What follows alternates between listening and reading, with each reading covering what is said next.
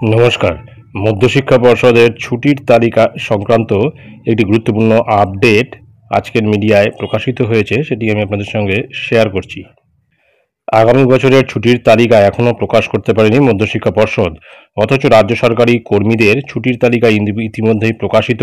শিক্ষকদের বক্তব্য, সরকারি কর্মীদের ছুটির তালিকার সঙ্গে স্কুলের ছুটির তালিকা প্রায় এক। সরকারি কর্মীদের ছুটির তালিকা বেরিয়ে গেলে স্কুলের ক্ষেত্রে এত দেরি কেন? Collegium of assistant headmasters and assistant হেডমিস্ট্রেসের সম্পাদক সৌদীপ্ত দাস বলেন, স্কুলগুলির পরিচালন সমিতির বৈঠক ডেকে পর্ষদের ছুটির তালিকা অনুমোদন করাতে হয়। এরপরে স্কুলগুলি সেই তালিকা পড়ুয়াদের ডায়েরিতে ছাপতে দেয়। পর্ষদের এক আধিকারিকের আশ্বাস, শীঘ্রই ছুটির তালিকা বেরোবে। তো একটা বিষয় বোঝা গেছে যে সরকারি কর্মীদের ছুটির তালিকা কিন্তু বহু আগেই প্রকাশিত হয়ে গেছে। এর পাশাপাশি আমাদের রাজ্যের মাদ্রাসাগুলির ছুটির তালিকাও কিন্তু প্রকাশিত হয়ে গেছে।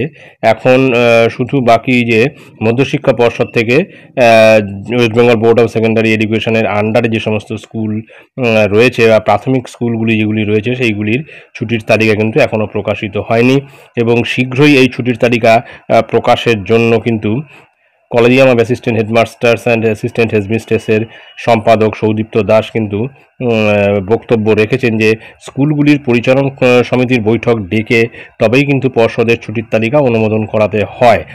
এখন তারপরেও কিন্তু নতুন বছরে যখন নতুন ক্লাস শুরু হবে তার আগে কিন্তু সমস্ত ছাত্রছাত্রীদের কিন্তু একটা বুক লিস্ট দেওয়া হয় এবং তার সাথে কিন্তু ছুটির তালিকাও কিন্তু তাদের সঙ্গে ছেপে তাদেরকে দিয়ে দেওয়া হয়।